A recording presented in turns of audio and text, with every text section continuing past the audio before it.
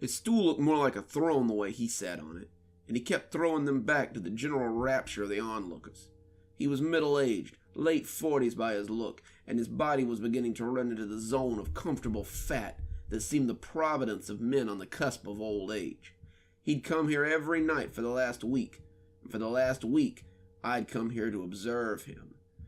I knew his name, which was a rarity. Most of them were just part of the faceless mass.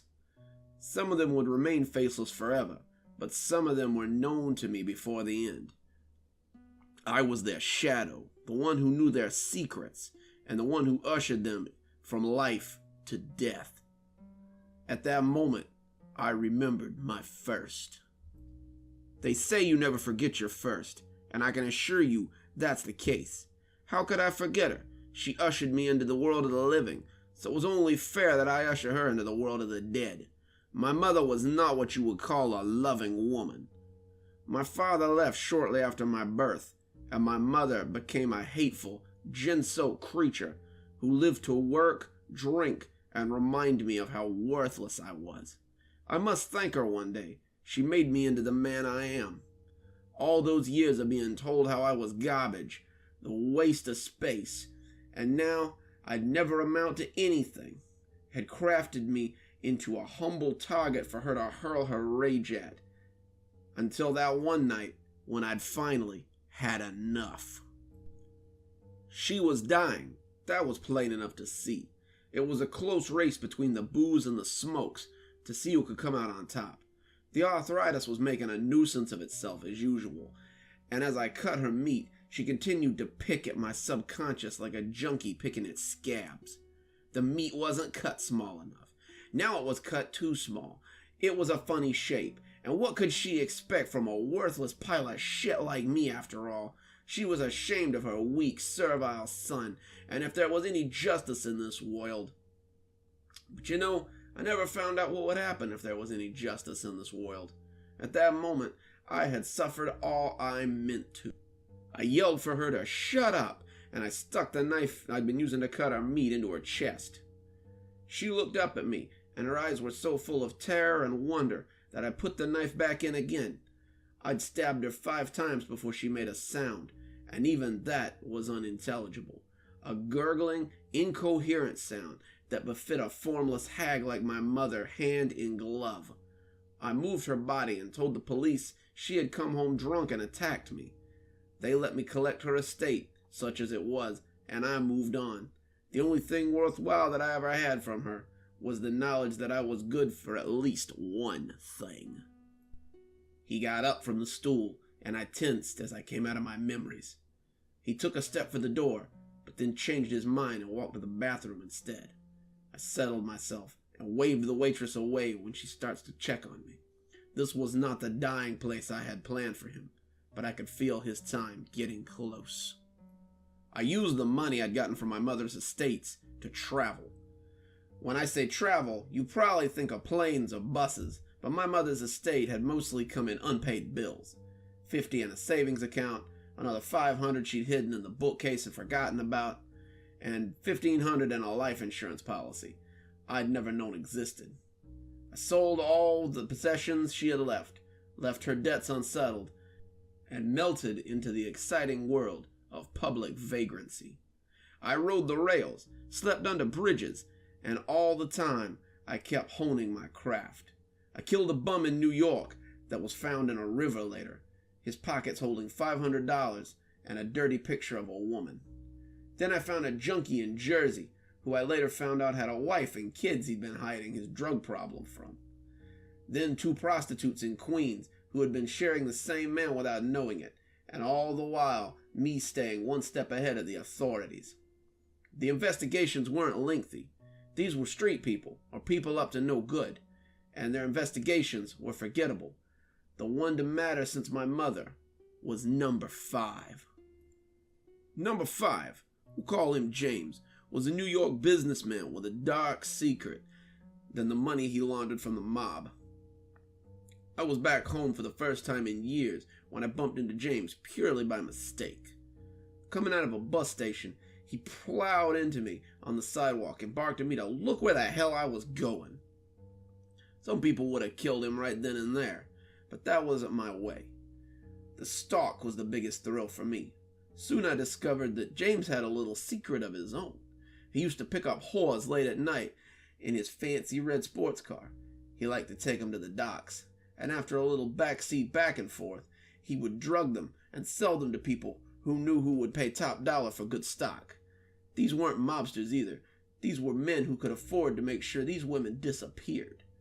Afterwards, he'd get high in his car and zone out as he thought his bleak thoughts had mellowed. He'd come back to reality pretty quick when I slid the knife across his throat. His eyes rolled up as I told him how bad he'd been as his life dribbled out down his cheap suit. The police found enough evidence in his briefcase to follow the paper trail, but I was long gone by then. My latest quarry returned from the bathroom and staggered towards the door again. After bumping into a few tables and accepting the scornful shouts and hard shoves from the patrons, he found the door and wrapped his hand around the handle. I started to rise, and then his friends called to him from the door, offering him just one more for the road. "Well, how can I say no to such a generous offer?" he asked, and wandered back to the bar for one more drink. Killing this one would be doing him a favor, just like number 18. Number 18. Anna had been sweet enough to make me think about giving it all up and living a normal life. Too bad life is rarely that easy. During my travels, I caught pneumonia and was hospitalized for nearly a week. Anna was my nurse. She was the sweetest person I'd ever met, and after bringing me back from the brink of death, she found out I was homeless and wandering and invited me to stay with her until I could get back on my feet. I stayed with her for nearly a year, and the two of us became closer than we'd expected. In that year, I never once felt the urge to kill. We'd been planning our wedding when they diagnosed her with cancer. As she underwent chemotherapy, tried new diet after miracle cure, after experimental treatment, I went back to my old respite. That year, Chicago was hit by a serial killer. 9 victims in 9 months, but my 10th victim was the only one that mattered. On her deathbed, Anna told me she knew I was the killer. She'd followed me one night, putting her own health at risk. She said she had been certain I wasn't cheating on her. She saw me stab a man and push him into the canal. She was tired of living, tired of the pain, and she asked me to be her mercy angel. I gave her what she wanted. By the time the air bubble in her IV killed her, I was already gone. One for the road turned out to be more like 5. When my prey finally shuffled towards the door, I was there to hold it open for him. He thanked me in a slurry voice and stumbled out into the night, the king of the inebriates. I followed after him like a hungry wraith, and when he turned down an alley, I knew his time had come. I tucked my knife up in my sleeve and began to creep up behind him as I moved to the end of the alley. I heard his zipper go down, and as he sent a stream of piss arcing across the bricks, I stalked in quietly behind him. North Carolina was not my desired destination, but I'd enjoyed the 3 years I'd been here. After Anna, I was drunk more than I was sober. Beer when I had money, hobo brew when I didn't, and always I rode the rails from one place to another. I picked up work in Maine and drank my way to Philadelphia, sloshed my way back to Chicago, where I somehow drank my way into a drunk tank in Warren, North Carolina. After my release, I worked odd jobs for odd folks. I landed a steady gig as a day cook in a little greasy spoon diner, and only felt the urge to kill a few times. The people in Warren were good people, and the people I killed were bad people, people who had tainted that image.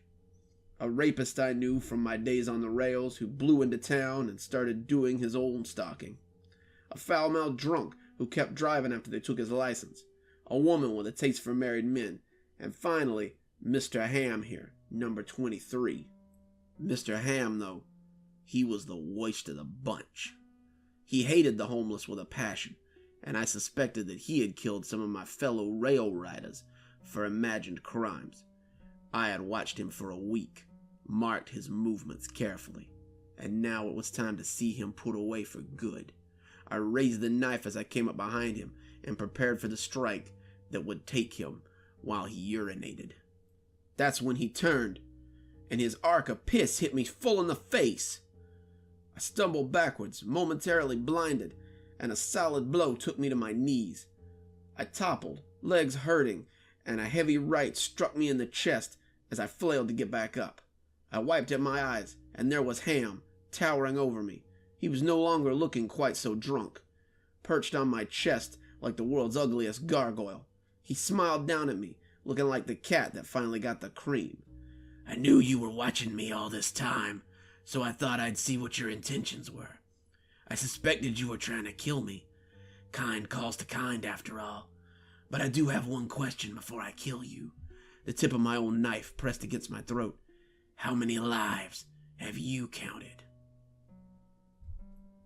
I didn't have to ask what he meant. You would have been 23.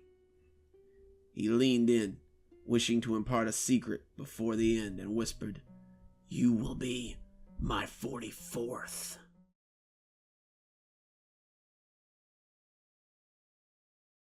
The four of us hunkered behind the fallen tree, looking through the binoculars in turn as we surveyed the cabin that had been abandoned for as long as we could remember, and now suddenly there was a candle burning in the window.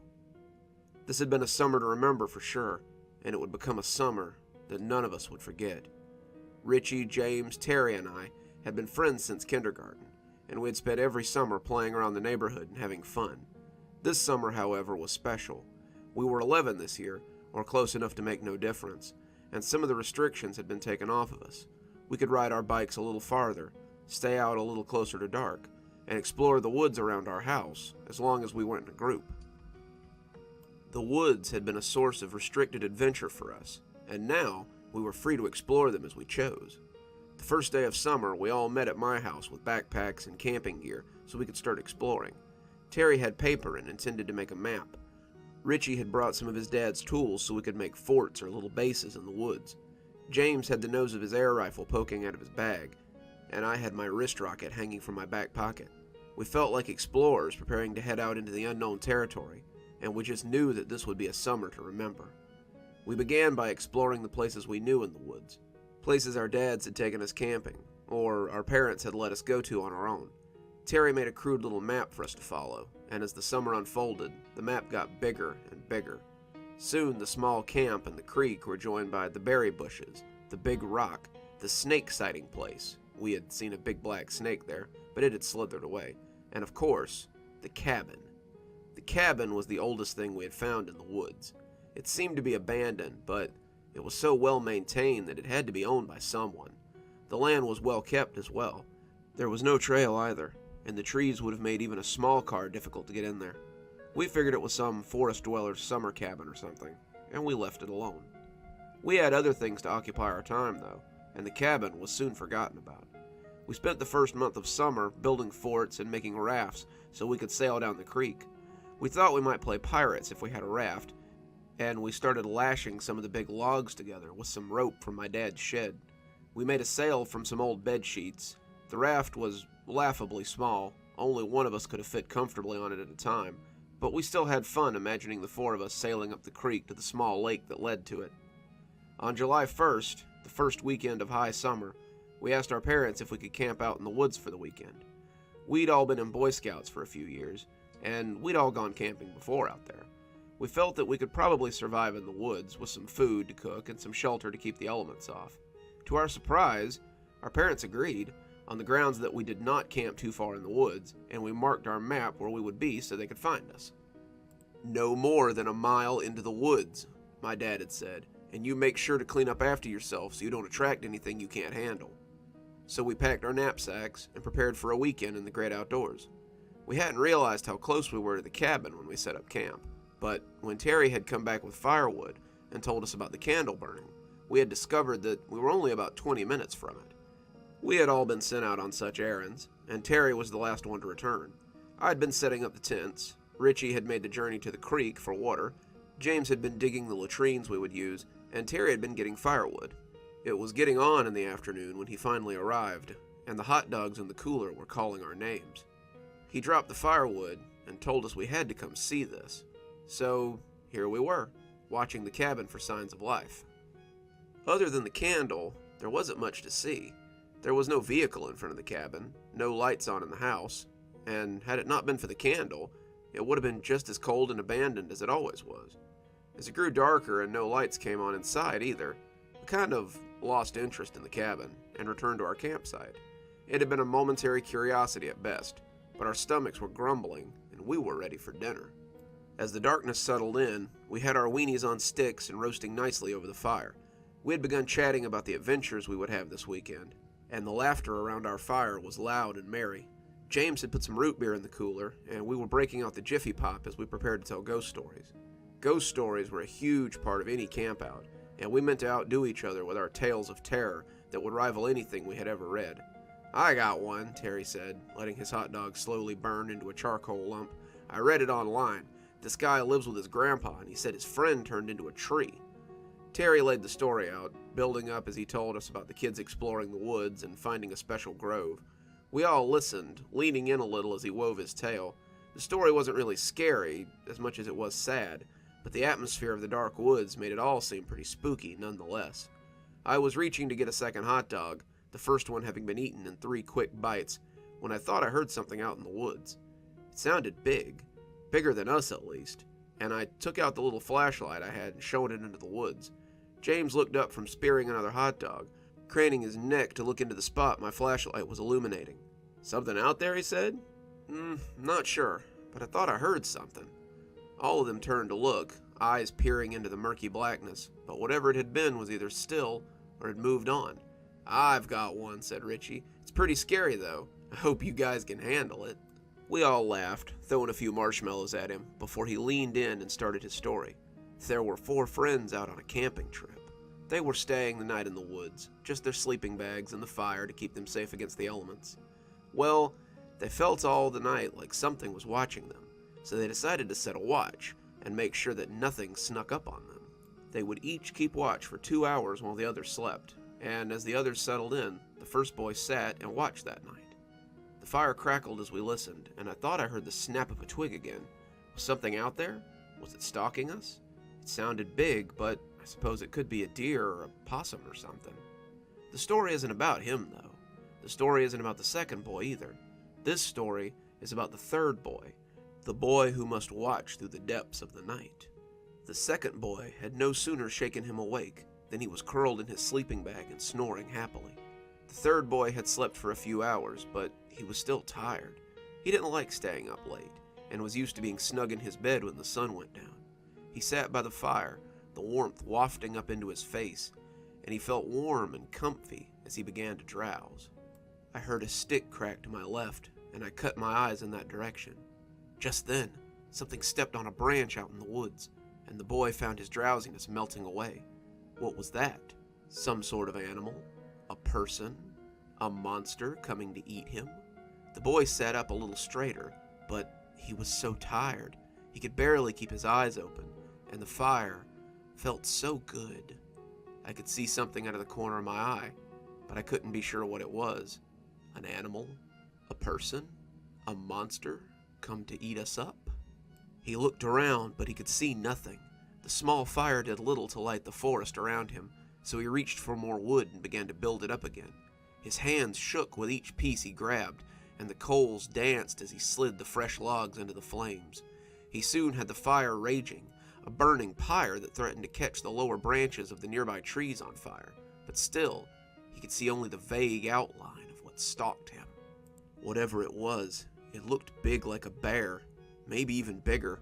It had a towering presence that made it appear monstrous in the dancing light of our campfire. It appeared to be wearing clothes, but I couldn't be sure. Was that a dress? Maybe a robe? I couldn't be sure, but it was coming closer as we all sat raptly and listened to Richie's story. The boy watched the shape as it stalked closer, unable to tell what it might be. It was so big, it could be anything. A bear, a person, anything could be out in those dark woods. He took one of the burning sticks from the fire and held it out before him like a torch, trying to ward off whatever this diabolical creature might be. It came on heedless of the burning stick, and the boy began to scream as it stepped out into the firelight, and he caught sight of his stalker. This creature wasn't quite so bold. It hung back slightly, not daring to get close enough to be seen. When they found the boys, all of them had been killed. Of the 3 that had been in the sleeping bags, nothing was ever found, just a lot of blood soaked into the bags themselves. Of the Watcher, however, they found him still at his post. He leaned in, the fire making his face look sinister. He was frozen in fear, his heart having stopped from terror. I turned then, looking over Terry's shoulder and into the woods, but whatever it had been was gone now. "Wow," James said, putting a fresh marshmallow on to replace the one that had fallen into the fire as he listened. "That was a great story." "Yeah," I agreed, scouting around behind him for shapes. "Bet I know who scared him so bad," James said, a little smile on his lips. "I bet it was Soap Sally." A chill ran up my spine. "Don't even say her name out here," I quavered, the others looking just as shocked. Soap Sally was not something to be joked about in the woods at night. Soap Sally was a local legend, a washerwoman who had done her washing at the watering hole for as long as anyone could remember. She made her own soap, made her own candles too, and was said to be able to make spells and potions as well. When she was found to be making soap out of the bones of runaway children, she was burned as a witch with only the briefest of trials. She was still used as a way to scare bad kids into doing what they were supposed to be doing, and there were still disappearances from time to time that weren't quite explained. I heard a rumor that those kids who went missing in the next town were taken by Soap Sally, James continued, clearly intending to milk the story for all it was worth. "James," I started, but I tensed when I heard a stick snap too close to our campsite. I heard she found them out past curfew and just snatched them up. They ran, of course they did, but she got them, one by one, and took them back to her lair to make them into soap. From behind James, a shape rose, a looming shadow that seemed to grow from the ground. I gasped, looking at Terry and Richie as it rose to 6 feet tall. Their mouths were hanging open, their eyes as big as dinner plates, and James clearly thought we were scared of his story. Then she hacked them up and boiled off the fat. She made them into soap, and then their parents found the soap the next day, and they used it to wash their hands. They never knew they were washing themselves with the bodies of their dead kids, and somewhere that old crone just laughed at them. As they mourned their loss, she laughed and laughed, stalking the night as she looked for more children to... But he noticed us crab-walking away from him and rolled his eyes in laughter. "Oh, come on, guys, it's just a story. Quit goofing around," But he gasped as her long black nails clenched his shoulder. When the monstrous woman bent down, her mouth of sharp teeth grinning much too wide, he began to scream like a stuck hog. We all screamed then, running into the woods like bullets fired from a gun. James screamed behind us, begging us to help him, but we were only 10 or 11. What could we do against something like that? We all stayed together as we realized that my house was the closest, and we ran for it. The moon was high and bright, and if it hadn't been nearly full, we'd have likely never found our way home. The woods we had so often played in seemed sinister, a child's fairy tale story, and we wanted to reach the safety of home before the witch could scoop us up and gobble us down. Every limb that grabbed our shirts was a witch's claw. Every hole that yawned to stop us was a hand coming up to catch us, and every sound was that horrid creature in hot pursuit. When we broke the tree line and made it to the row of fences that marked our neighborhood, we all breathed a little easier. My dad was having a beer on the back porch when we got there, and it seemed that Richie's dad had decided to join him since they were both childless for the night. It was only about 9:30, and both of them looked up expectantly as we ran in. "You boys get spooked by a deer already?" my dad joked, realizing then that we were one short. "Where's James?" I sobbed as I tried to catch my breath, and Dad must have caught enough to understand that someone had taken James. He got us all inside and called the police, Richie's dad calling James's parents as he did. Before long, everyone's parents were there, and the men had begun searching the woods. Dad wanted to take us with him, but we all refused to go. We'd had a scare, and when the police arrived, the whole group took to the woods to find James. They came back a few hours later to tell us that there was no sign of him at our campsite. "Is there anywhere that you can think of where he might be, boys? Maybe somewhere in the woods where this person might have taken him?" He said person because they had refused to believe any kind of Soap Sally talk. They wanted to keep this in the real world, and that meant that if a woman had taken an 11-year-old boy against his will, then they were likely close. "The cabin," Richie almost hissed, looking to us for support. "Remember? We saw the candle burning there earlier. Maybe it's her cabin." We showed them on the map where the cabin was, and they told us to stay here as they all went to investigate. They were gone for about an hour when I heard the back door open and the 4 dejected fathers of my group come shuffling back in. They told the 3 of us to head up to bed so they could talk, but we hunkered at the top of the stairs and listened as they told what they had seen. James's mother cried a lot, his father holding her tight. The police were still there, and the sheriff had called in more deputies from the neighboring town. They were searching the cabin from top to bottom. They had found the door unlocked, and when they had gone inside, they had found that the cabin wasn't just someone's summer home. There was blood, so much blood, and the police had found the remains of children in that place. Bones, clothes, skin, hair, a bowl of fat that had yet to be rendered into tallow. The kitchen had several items for making soap, and they'd said the stove was still hot when they arrived. They'd found a shirt on the top of the pile, and James's father had identified it as the one James had been wearing when he'd left home that afternoon. They searched those woods for 3 days, but they never found James. Well, not until he appeared on his parents' doorstep one morning. I was eating dinner that night, still reeling from what I had been through in the woods, and Mom was talking about how wonderful it had been that the community had come together to support James's family. I went to take her a casserole this morning, and she was going through the gifts that had been left by the town. There were casseroles and gift cards and grocery bags and even a nice bag of soap from someone. My mouth went dry when I heard that, and I asked her what she meant. Well, someone had delivered a bag of soap this morning. They looked really great, handmade and so smooth. She told me I could have some if I wanted. I left it in the upstairs bathroom if you guys want to use it. My mom stopped talking when I started hyperventilating. I don't think the police took us seriously at first, but once they did whatever they did with the soap and found bone fragments in it, they started taking us a lot more seriously. James's mother was hospitalized after that, going into a full-blown catatonic state, and the search was redoubled as they tried to find the killer. That was a long and strange summer, full of curfews and lots of dads riding around on neighborhood watch detail as they took kids from summer school to home or to and from summer events. They never found the woman that took James, but my friends and I never expected they would. We never went into those woods again. It's been years since the campout, but sometimes I still look at the woods from the back porch and can swear I see the specter of Soap Sally as she looms at the edge. I graduate high school this year, and I think I might just get as far away from this town and my childhood as possible. I can't imagine raising a kid in a place where they can wind up as bricks of soap on your front porch.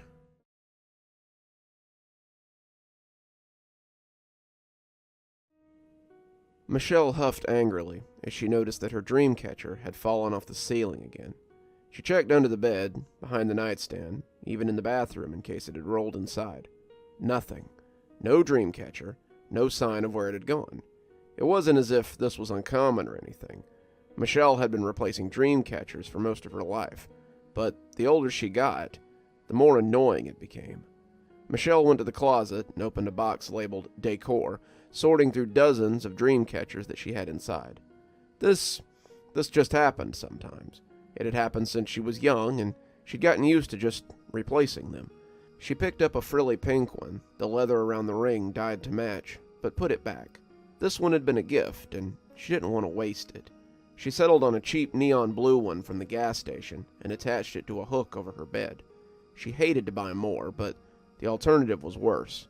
The alternative was something that she hadn't experienced since she was very young.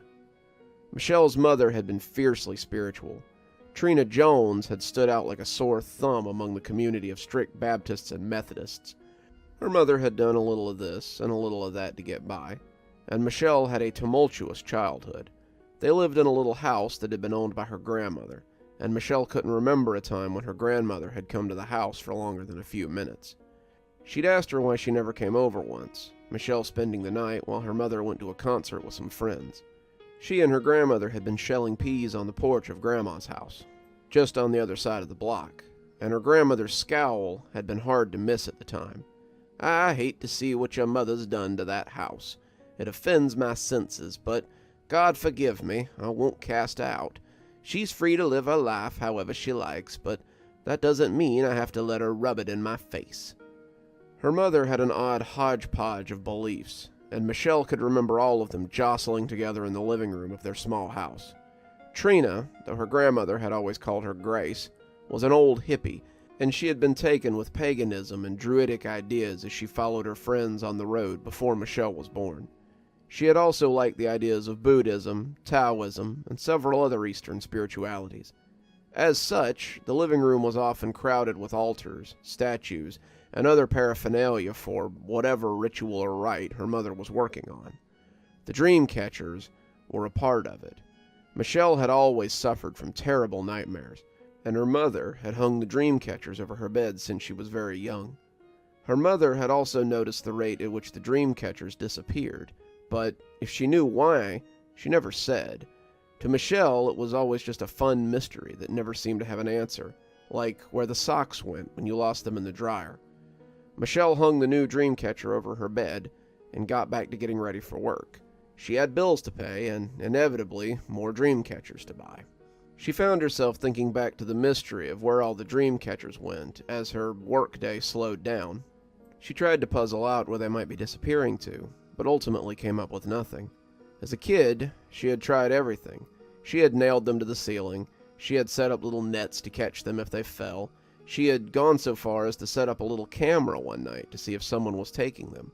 But the recordings had stopped at 11 when it ran out of tape.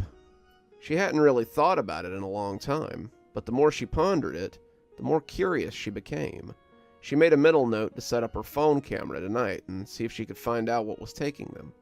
The phone wouldn't run out of tape, unlike her video camera, and maybe she could figure out what was going on.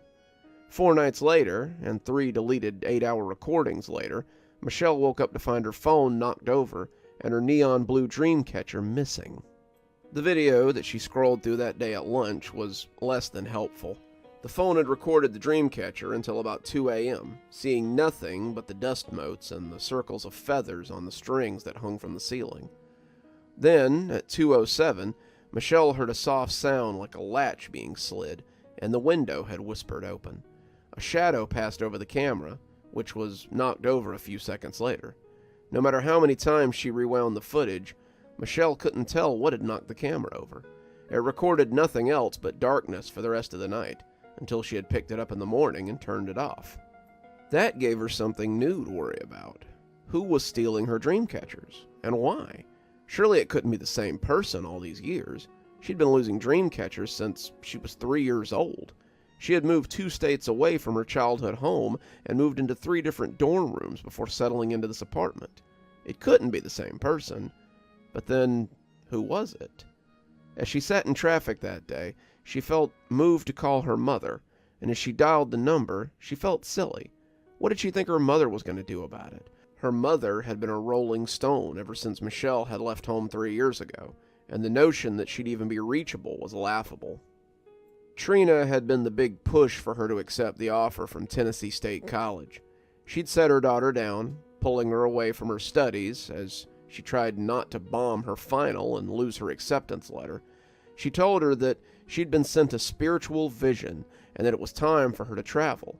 This vision didn't have anything to do with her latest man, Beau, and had everything to do with her wanderlust needing to be satiated.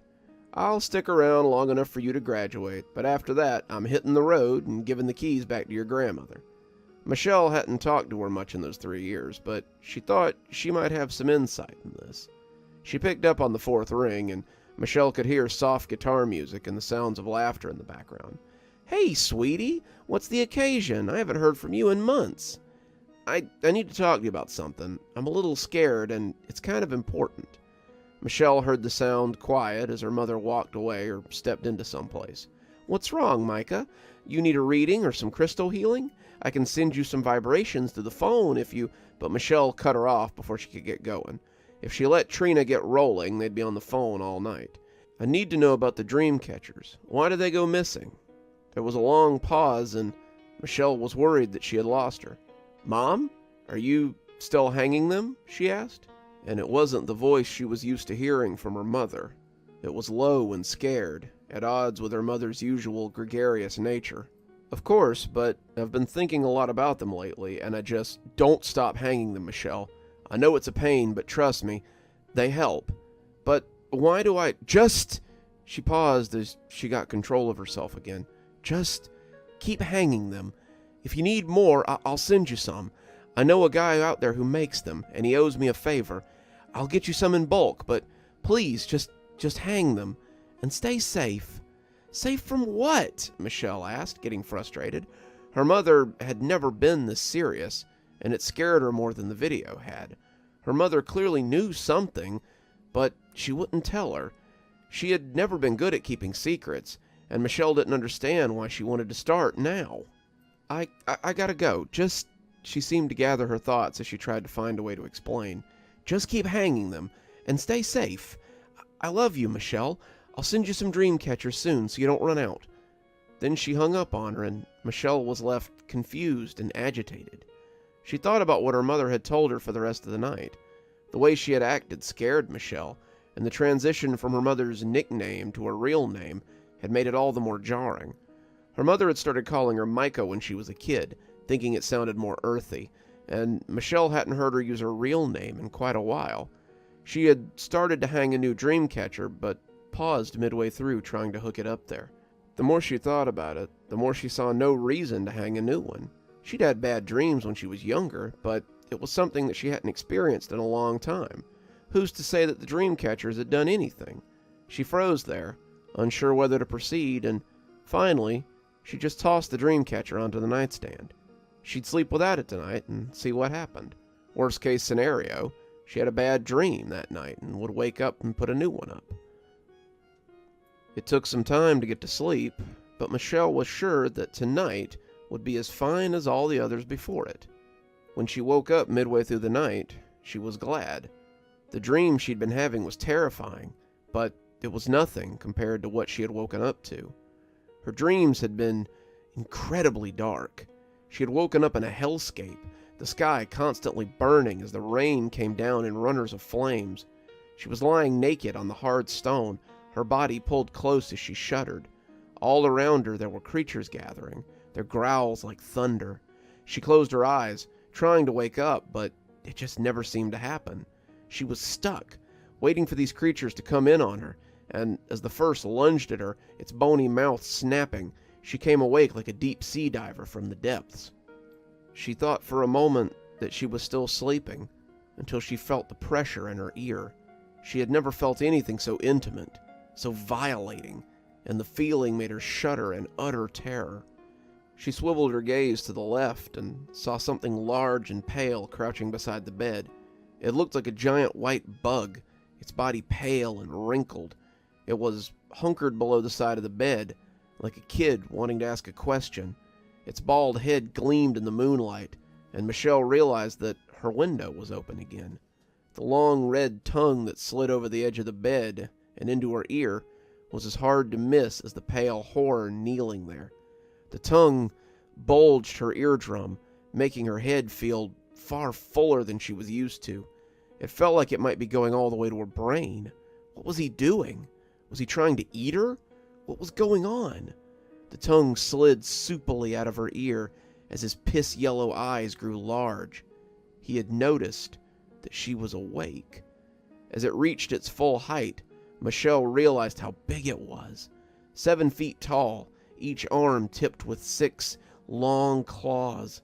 As it loomed over her, Michelle worried that it would finish what it had started. Its long tongue slid over its thin lips, and they turned up at the corners as it took her in. "Don't worry," it whispered, its voice high and waspish. "I need you alive so I can continue to feed. I must admit, it's nice to get a taste from the source again. I usually get your tasty floating snacks, but today I got a real treat from the old country." Its tongue slid over its lips again, its face a rapture as it remembered the flavor. It climbed out of her window its body groaning as its bones leaned into the twists. But Michelle felt utterly paralyzed. She didn't understand what was going on. What in the world was that?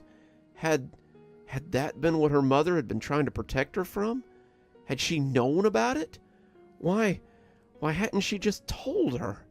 Michelle pulled her knees to her chest, the terror sending shudders up her frame, and as the birds began to chirp and the sun sent pink fingers over the edge of her window, she finally reached for her phone. Her mother sounded sleepy when she picked up, but it sounded like she might have been expecting the call. "So, you saw it, then?" Michelle couldn't answer right away, managing only a small grunt of acknowledgement. "Did it hurt you? It never did when you were a kid, but you knew it would come after me then?" It wasn't a question. When you were young, you started having night terrors. You would wake me up every night with the most terrible screaming, and I didn't know what to do. Worse than that, you drew pictures of the dreams the next day. Flaming skies, terrible creatures, just the bleakest places imaginable. I didn't know what to do. One night I woke up before you started screaming and felt like I needed to go make sure you were okay. That was when I saw it.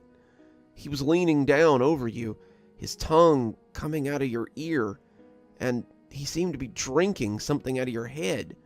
He ran when he saw me, bending out of the window like a serpent, and that only deepened my confusion. That was when I tried the dream catchers. It was on a whim. I didn't know whether it would work, but when it stopped your night terrors, I thought that maybe it kept him away. When they started disappearing, I figured out what was going on." She stopped, collecting her thoughts, and Michelle could hear the sounds of crickets making music in the background. Wherever she was, it was someplace green. Michelle could almost see the trees and feel the breeze, and she suddenly wished that she was with her. Was this why Mom had traveled so much? Was she running from something too? Michelle suddenly realized how little she knew about her mother, and wished that she had taken the time to learn more. The dream catchers don't do anything besides what they're supposed to.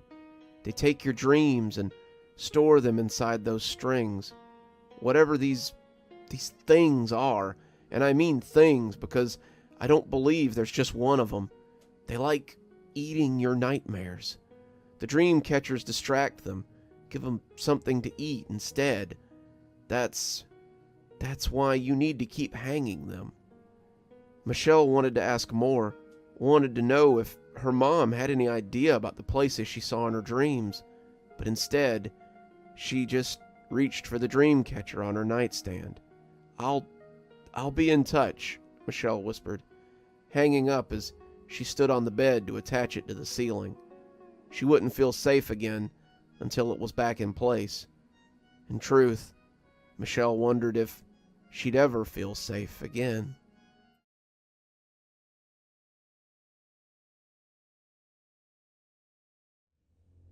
I was a child of the late 80s. This was a time when kids played till the streetlights came on, and riding your bike through town was as normal as going to the corner store to get your mom some smokes. In fact, the woods seemed to be the only place Dad had specifically said was off limits. The woods seemed to be a boundary for many families, and I never knew anyone who went there willingly. It's one of the few things that stayed the same to this day, though so many others have certainly changed since I was a kid. One prime example was the telephone. Coming from a small town, my telephone was on a party line, so if you wanted to talk to your friend, you went to his house and you did it in person. I was pretty fortunate in that respect. My best friend Davey lived right next door. If I wanted to ask him to play G.I. Joes or ride our bikes, I could just walk 20 paces rather than digging my Huffy out of the garage. Unless, we decided to use the tin can phone. The tin can phones were something we had cooked up after watching a science show on TV. The guy on the show had hooked a pair of tin cans together with twine and showed that no matter how far you went, you could still hear the person on the other end of the can. Davey and I had thought that this was just about the coolest thing we had ever seen, and we set about making some for ourselves. I found a pair of old soup cans and a long spool of Mom's twine, and attached the end to the cans. We could hear each other pretty well, a fact that surprised us to no end, but the farther away we got, the harder it became to hear each other. "Let me show you a different way," Dad said, startling us a little since we had been so involved in our little project. He had linked the cans together with some fishing line, and the connection had been the next best thing to crystal clear. We used them a lot, linking our tree houses together with the phones, and we could talk into the night on them as we camped out in different tree houses. It wasn't as clear as a telephone, but it was amazing the conversations we could have over just a simple little device. When Davy got grounded one summer, they became our only means of communication with each other. Davy, you see, had gotten himself into a little bit of trouble. He had gotten addicted to the new arcade that had just come up downtown. The laundromat that had once been there had been cleared out, but I can remember smelling detergent and fabric softener every time I went to play a game of Pac-Man or Galaga. Davy and I went there a lot, but Davy seemed to have developed an unhealthy love for the games. Any money that he could scrape together was shoved into the arcade machine, and I remember noticing that he was absent from school in the middle of the day and suspected that he had snuck off to the arcade. When the truancy officer brought him home around lunchtime one day, his parents finally decided that enough was enough. He was grounded for the summer. They told him that he might manage to earn some of his stuff back with good behavior, but forbid him to go to the arcade until he could get a handle on his addiction. Davy and I talked over the tin can when we could, but Davy made it pretty clear that his parents would take that away if they found it. We would camp out every weekend when the weather was fair, and we talked most of the night, me suddenly being Davy's only real connection to the world. So when I picked up the can one night, calling for Davy through the 100 feet of fishing line, I was surprised to hear someone else pick up right away. As it turned out, though, it wasn't who I was expecting. "Hello?" said a small voice, not like Davy's at all. It sounded like an adult trying to do a bad imitation of a kid's voice. "Who's this?" it said again, and I remember shaking off my uncertainty as I remember that Davy liked to do voices sometimes. Davy and I sometimes listened to the radio DJs prank call people, or we'd catch comedy performances on the satellite TV Davy's family had. Davy had a few characters he'd been working on, despite the fact that they all just kind of sounded like him, and I assumed that this was nothing more than another bad character performance. "Who's this?" I challenged back. "This is Sam," the voice said, still high-pitched, but getting a little surer of itself as the string made it sound tinny and robotic. "But my friends call me Tin Can Sam." Yup, definitely a new voice. If it had been modern day, I would have said that it reminded me of Herbert the Pervert from the Family Guy show. It was 1991, however, and all I could equate it to was the funny way that Michael Jackson talked. The voice was funny, kinda, but it still just sounded like Davy doing a bit. "Okay, well, Sam, why do they call you Tin Can, then?" "'Cause I wear the tin cans I empty like jewelry and clatter everywhere I go. I'm a hobo, you see, and most of my meals are taken from cans. Who do I have the pleasure of conversing with tonight?" I played along and introduced myself to Tin Can Sam. He asked me if I went to school, and I told him that we were out for the summer. He asked if I lived around here, and I told him I lived next door. He asked me how old I was, and if I knew the kid who owned the treehouse, and a dozen other things as I played along. Some of you guys will think this is weird. Why would I surrender a lot of information to Davy that he would already have, especially if he was doing a bit? Well, to answer that question, you'd have to understand how Davy was when he was doing a character. Davy was one of those people who would commit to a role. If he was doing a new character, that person didn't know you. Interacting with him was like meeting Davy all over again. But he was my friend, so I put up with it. At least it wasn't Grandma Gerda, who had a memory problem and constantly forgot the things you told her. So I played along with the game, asking Sam what it was like to be a hobo. "It's all right, I guess. I used to own a hardware store, but the people didn't like me very much, so I had to leave. It's rough not having a house sometimes, but I meet so many interesting people on the road." "What do you do for fun?" I asked, nodding to myself at how thoroughly Davy had committed to the role. "Tell stories mostly. Sit around the fire at night and eat your dinner and tell tales. We especially like scary stories." "Scary stories?" I asked, a little taken aback. Davy was not a fan of scary stories. He liked to play it cool, but he was a bit of a scaredy cat at the core of it all. When we watched the scary movies sometimes, the volume low so his parents didn't catch us, Davy always hid his eyes and sobbed sometimes when the killer got somebody. Sam liking scary stories was not something I was prepared for. "Do you like scary stories?" Sam asked, his voice sounding hungry for the answer. "Yeah, I like scary stories. I got a real scary one if you'd like to hear it." I nodded before realizing he wouldn't be able to see me and told him that I did. I was still absolutely sure that this was Davy doing a bit, but the longer I listened, the less sure that I was becoming. The longer I listened, the more the voice sounded less like Davy and more like a stranger. "Good, 'cause it's a real scary story. It's about these kids who were camping in the woods one night. They didn't have a tree house like you, but a tent instead. They had set up far from town where they lived, and they camped at the site often. They came there for a sleepover one night, but they didn't know that there was an extra in their party this time." I sat on the fluffy orange rug I had taken after Mom was going to throw it out and felt my teeth trying to chatter. If this was a bit that Davy was doing, then it was better than usual. As the string brought his words to me, I remember feeling my spine shudder in my back. This was different. Way different.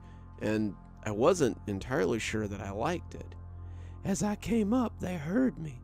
They looked out to see what was making so much noise, peeking from the zipper as they looked into the once inviting woods. It was dark, though, and the woods were dense. As I moved about, rattling and shaking, they kept looking around anxiously, trying to figure out where I was. The more I moved, the more it scared them. They thought I was a ghost or some sort of spook, and the longer I rattled, the more they shivered. It was windy that night, and I seemed to be everywhere." Okay, Davy," said my voice shaking a little as I watched the fire and my lantern dance. I don't like this game anymore." "Who's Davy? I told you my name's Tin Can Sam. Now where was I?" I looked out the window, trying to see if Davy was in his treehouse, but the branches of the big oak his dad had built it in obscured the structure. All I could really see was the string as it hung taut between us. "Oh, that's right. I could hear them whispering over there, discussing their chances if they ran. They didn't think they stood a chance if they stayed, but if they ran, well, they believed I could only catch one of them. They were arguing, starting to yell, and as they got louder and louder, I crept up to their tent. I'd have had them then and there, but suddenly they burst out of the tent and ran in every direction. I smiled as they ran, knowing that I could easily catch more than one of them." "Stop it, Davy," I yelled, the story creeping me out, and when coupled with the voice he told it in, I don't want to hear any more. Despite this, I felt unable to take the can away from my ear. "I caught them, and I cut them. I sliced them, and I diced them. I cut their throats, and I sliced out their tongues. I cut their legs, and I took off their fingers, and when I turned my attention to the third boy, I knew I could get him before he got home. I took off after him, my cans rattling like ghostly chains. He kept glancing behind him, hearing my clatter as I got closer and closer. His feet slapped against the ground, and if he'd hit a single root, we wouldn't be having this conversation. I was so close, my knife still wet with his friend's blood, and as I lunged, he jumped over a small fence and came into his backyard. I stood, watching as he tripped and rolled onto the grass of his house, and when he looked back, I melted into the woods. His race won." I let the tin can fall to the rug, not wanting to hear anything else as I scrambled to the ladder to my treehouse and pulled it up. Unlike the children in the story, I was not in a tent. I knew that no one could get me if that ladder was up, and as I dragged it into the treehouse, I could see a shadow as it hunkered at the edge of the fence that separated my yard from Davy's. It was a man, a skinny wisp of a man, with strings of cans hanging off him. He looked up at me as I looked down at him, and even in the dark, I could see his broad white teeth as he grinned. I slammed the trapdoor shut, but even in my tree fort, I wasn't outside his reach. As I hunkered on the carpet, I heard his voice ooze from the can as he left one final word on the matter. "Tell your father he was right to tell you to be cautious of the woods." He may have said more, but I threw the can out the window then and heard it tonk as it landed in Davy's yard. I spent the rest of the night with my knees against my chest, jumping at every sound outside as I listened for the clank of cans. I didn't come out when the sun came up, and when someone called my name from the ground, I jumped in surprise. Looking out my window, I was happy to see that it was my dad. I came down the ladder, leaping into his arms as I cried against his shoulders. "What's the matter, kiddo? You have a bad night?" he asked, smiling but clearly concerned. I felt him stiffen when I told him what Tin Can Sam had said, and I felt him hug me even tighter. "I'm so sorry," he said. I never slept in that treehouse again, and after I told Davy about what had happened, I don't think he did either. I'm an adult now, and my parents' house is my house. After Dad died of a stroke while I was in college and Mom passed away a few years later, Melinda and I decided to move into what was the largest part of my inheritance. Our children love the big backyard, the treehouse that I've refurbished and repaired, but I always warned them to stay out of the woods. They always begged to be allowed to explore, but I've put my foot down where the woods are concerned. I've never seen Tin Can Sam again, but if I ever think that maybe I imagined it, all I have to do is listen carefully on quiet nights. Sometimes, if you listen closely, you can still hear the clank and jangle of the old cans as they blow in the breeze.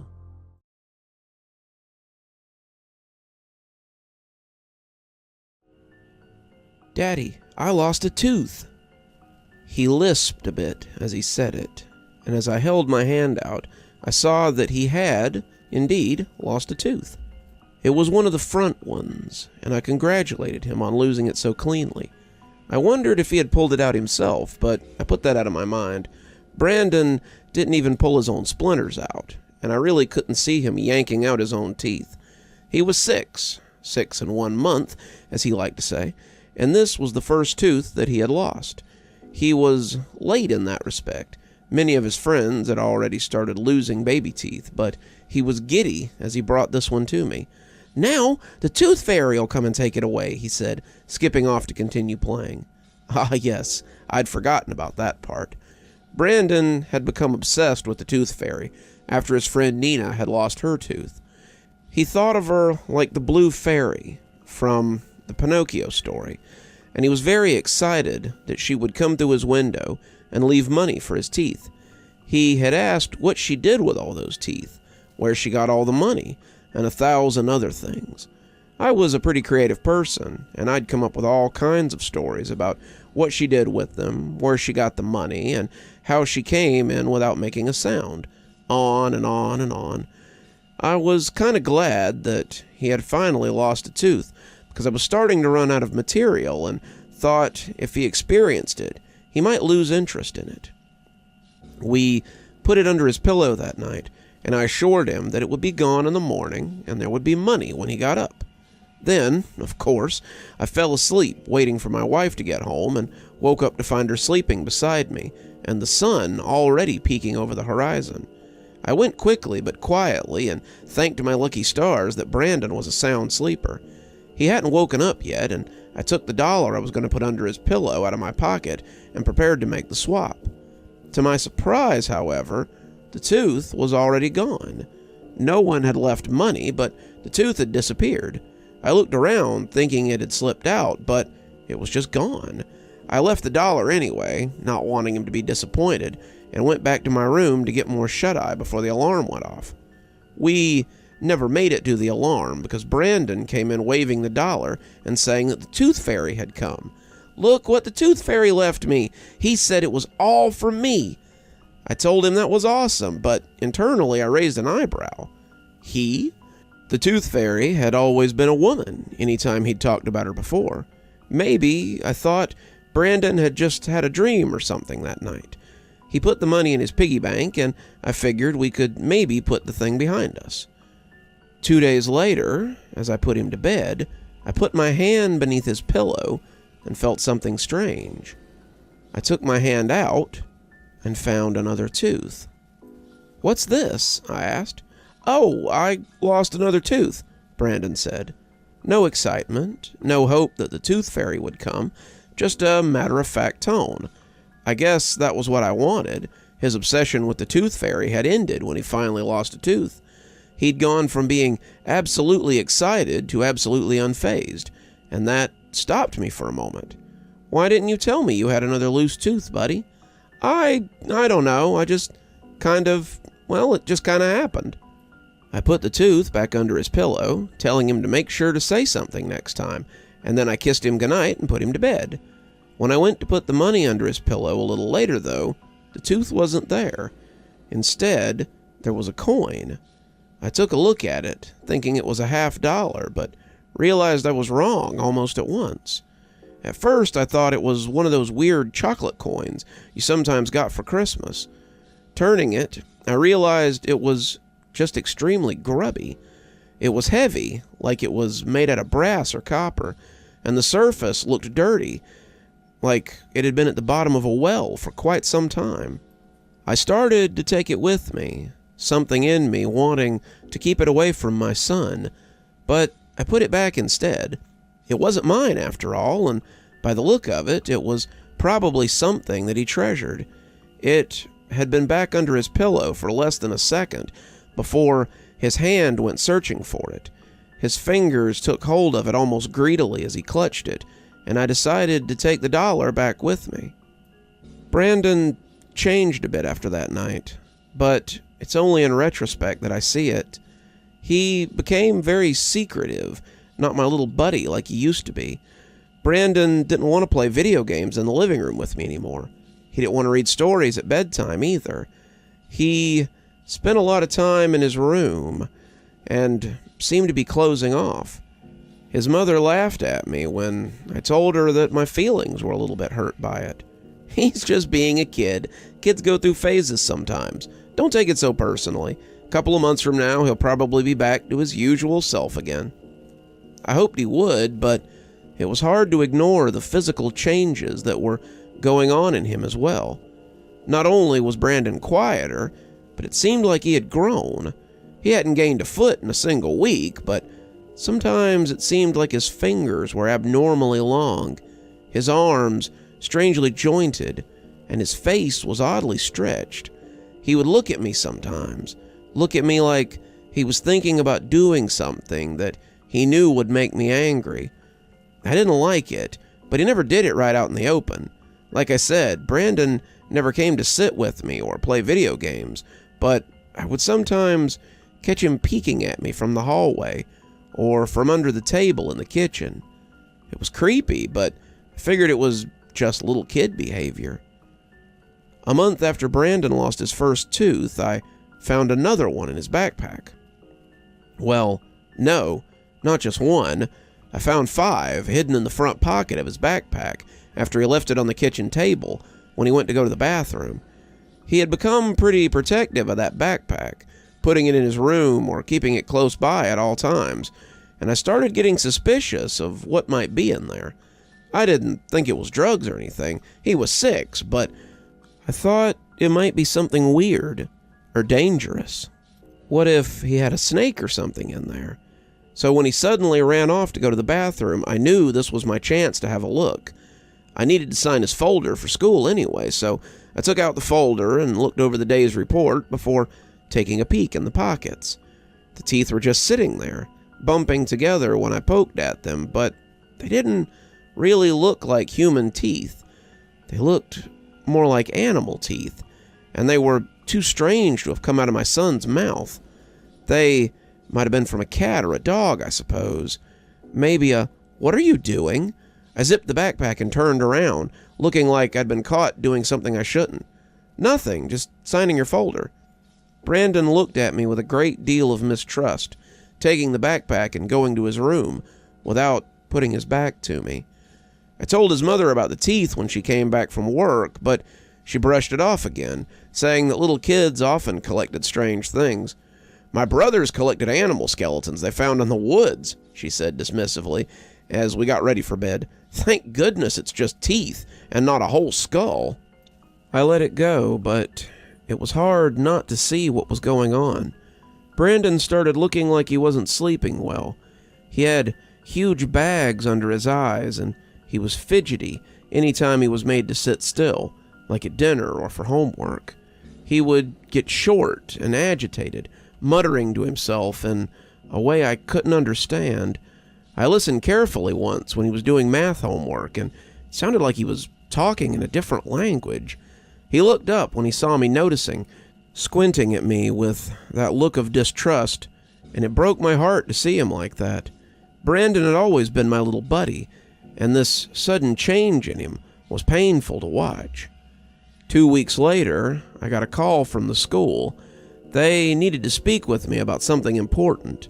Brandon, it seemed, had been in a fight where he had knocked more than a few of the kids' teeth out. I came down right away, afraid that Brandon had been hurt, but when I saw him sitting in the principal's office, he looked none the worse for wear. He had a bruise on his cheek, and his hands looked like he had beat them against a wall, but he didn't seem injured or in distress at all. Quite the contrary, Brandon looked happier than I had ever seen him. I took a seat next to him in the office, waiting to see what they thought was so important. "We called you in, not because Brandon has been fighting, but because of other rumors going around his class." "Rumors?" I asked. "Yes, sir. The student he fought with said Brandon had been making strange deals with other students." I shook my head, not quite understanding. "What kinds of deals?" "They say he's been buying people's teeth."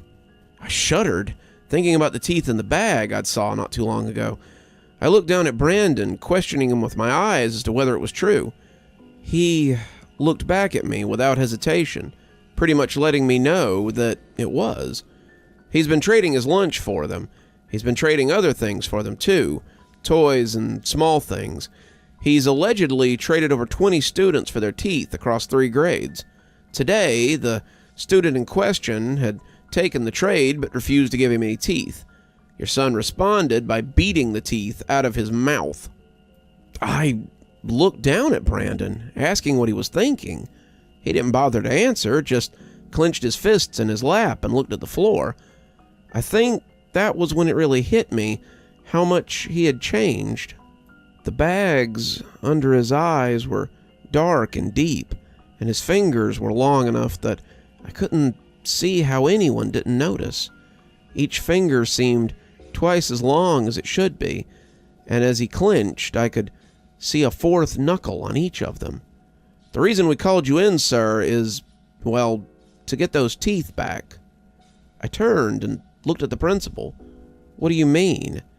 He looked a little green as he wiped his forehead with a napkin.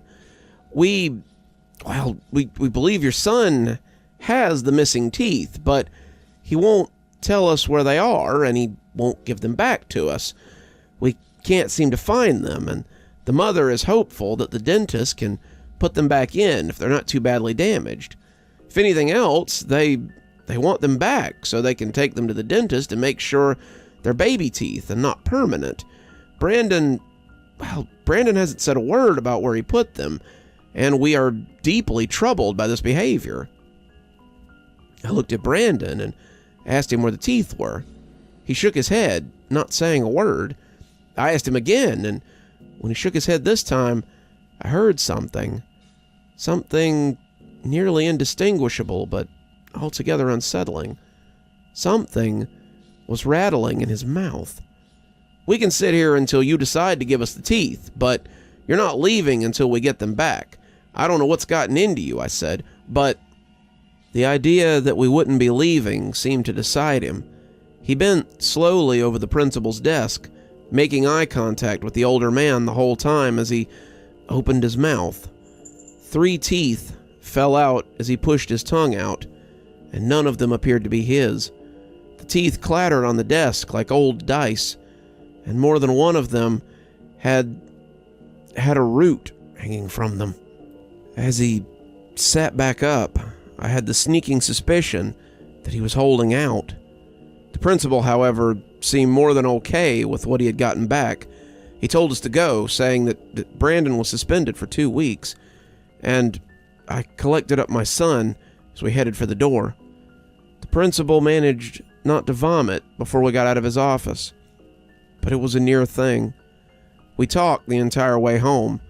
While I talked, Brandon just sat there and said nothing. I told him I didn't know what this was about, but that he needed to stop. This wasn't him. This wasn't like him, and he needed to tell me what was going on so I could help. I was his dad. I wanted to help him, but I couldn't help him if he didn't talk to me. The whole time, he just sat there and stared at me. Most kids who are being chastised look out the window or look at their feet, but he stared directly at me in brazen defiance. His fingers kept flexing, and I saw him put a hand to his pocket more than once. I wanted to tell him to turn them out, to give me the tooth from that kid that he had kept, but something in me didn't quite dare. I was loath to admit it, but I was a little bit afraid of my son in that moment. He looked nothing like the boy that I had known for almost 7 years. My grandma used to tell me stories about babies taken by fairies and the changelings they left behind. This reminded me of those stories. The kid in front of me was so fundamentally different from the one I knew that it was almost like talking to a different person. As we pulled up in the yard, I told him he was grounded. No tablet, no TV, no dessert. But Brandon didn't seem to care. He just walked inside and went to his room. His tablet was still on the charger, and his TV remote was left hanging off the door to his room. I didn't know what he was doing in there, but it clearly wasn't playing. He was way too quiet, and when his mother called to tell me that she was working a double, I almost cried. I didn't want to be alone with him for longer than I had to be, and that made me feel even worse. He didn't come out for dinner, and when I went to bring him a plate a little while later, I heard muffled voices as he spoke to someone. I tried to get the teeth, but they caught me. I didn't know who he was talking to. Kind of thought he might be talking to himself, but when a gruff voice responded, I felt my stomach drop. "You'll just have to do better next time." The voice was unlike anything I'd ever heard. It was deep and watery, like something from the bottom of a well, and it spoke in a way that made its mouth sound strangely full. It was devoid of any sort of kindness or charity, the sounds you sometimes hear when people speak to children. It was an authoritative voice, a teacher, and they were not pleased with my son. "I'm grounded. They suspended me from school. I'm not going to be able to get you any teeth for at least 2 weeks. "Your father has teeth," it said matter-of-factly. "Your mother has teeth too." When he answered, he didn't sound afraid. When he answered, it was with cold assuredness. "They won't just give them to me. They don't understand what I'm doing." What was he doing? That's what I wanted to know. I gripped the doorknob, hoping they wouldn't hear me, and that was when the voice said something that made my blood run cold. "Then do not ask them. Take them, like you did from the boy today." I opened the door in one fluid motion, and my son looked up guiltily as I walked into the room. "Who are you talking to?" I asked. "No one," he said, much too quickly. "I heard someone," I said. "I heard someone in here talking to you, and I want to know who it was and where they went." That was a lie. I didn't think I wanted to know who they were. What I wanted was for them to never come back. The person had sounded like some kind of demonic fairy from a kid's story, and I was afraid of what I would see if he did come back. "It's nothing," Brandon said quickly. Too quickly. I was doing voices." I talked to him for a little while longer, but I got nothing. He wouldn't talk to me. He wouldn't tell me anything, and eventually, I just left. I should have left it at that. I should have just left it alone. But I had to try one more time.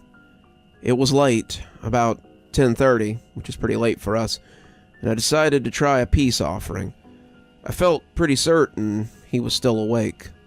I had heard something moving around in there, so I cut some of the pie I had made to go with dinner and walked to his room.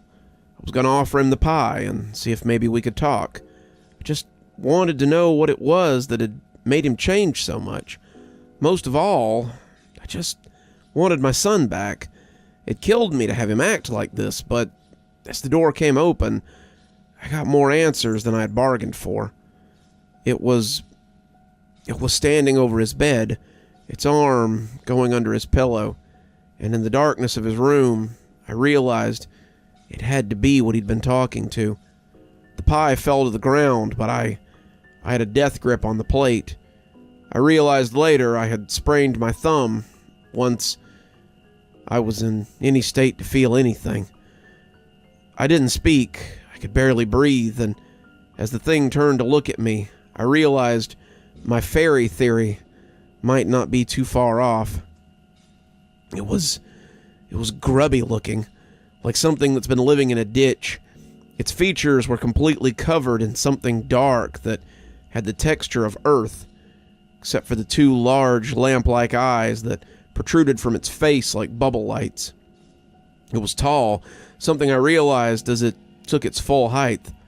It had been crouched before, putting something under my son's pillow, and it had to stoop so as not to bang its head on the ceiling, which was about 9 feet from the floor. From its back, 4 insectile wings protruded. They weren't large enough to carry it, but they were large enough to be noticeable. Its hands and arms, the fingers multi-jointed, were far from delicate looking as it wiggled them ceaselessly. I expected it to charge me. I expected it to attack me, but instead, it raised one huge finger to its face and made a shushing sound. "Shh. You'll wake the baby," it whispered, and its mouth sounded like it was trying to swallow something. Then it smiled, and I saw not a double, but a triple row of teeth inside its mouth. There's no order to them. Molars next to canines, next to bicuspids, next to what appear to be fangs and shark teeth. Its mouth is such a mishmash of teeth, it's impossible not to feel a little woozy when you look at it. It pulled its lips down, somehow containing all those teeth, and before my eyes, it vanished. My son was pretty upset when I grabbed him and carried him out of the house. I put him in the car and we waited till his mother got off work before taking him to a nearby motel. I told her what I'd seen as best I could, and I think she believed there might be something going on now. My son is furious, saying that he needs to get back home so he can do his job, but he won't say what that is. Honestly, I think he's been collecting teeth for whatever that thing was. When I went back inside to get some clothes and check the house, I looked under his pillow and found another one of those strange coins. There's a box under his bed, too, and inside it's equal parts teeth and coins. There are around 20 of them, and they're sitting next to teeth of every shape and every size. Most of them are animal teeth, but some of them are definitely human teeth. I've taken the entire box with me, but the phone call I got from my wife before I left the house was what really worried me. She called to tell me that our son had locked himself in the bathroom, and she was afraid he was hurting himself. There's a weird squelching noise, followed by him yelling and crying. He'd locked himself in the bathroom, but I went to the manager to unlock it for us. What we found in there will stick with me for a long time. We're at the hospital now. My wife is in the ER room with him, while I sit in the waiting room and wait for updates. Protocol states only one parent can go in at a time, and my son doesn't want me to go in there. He can't speak very well, but he made that very clear to my wife. I gave him space, not wanting to exacerbate his condition any more than I have to. I've got the box on my lap as I sit out here, and I'm not really sure what to do with it. Inside are the 8 teeth that he managed to pull out of his own head before we got him restrained. Whatever this creature is, it must get its due, and my son is apparently intent on giving it that due. We'll probably end up having to take him to a mental facility, but I know he isn't crazy. I saw that thing too, and I know it'll find him no matter where we take him. So be careful when you tell your kids about the tooth fairy. What comes to collect their teeth might be something far worse than even you can imagine.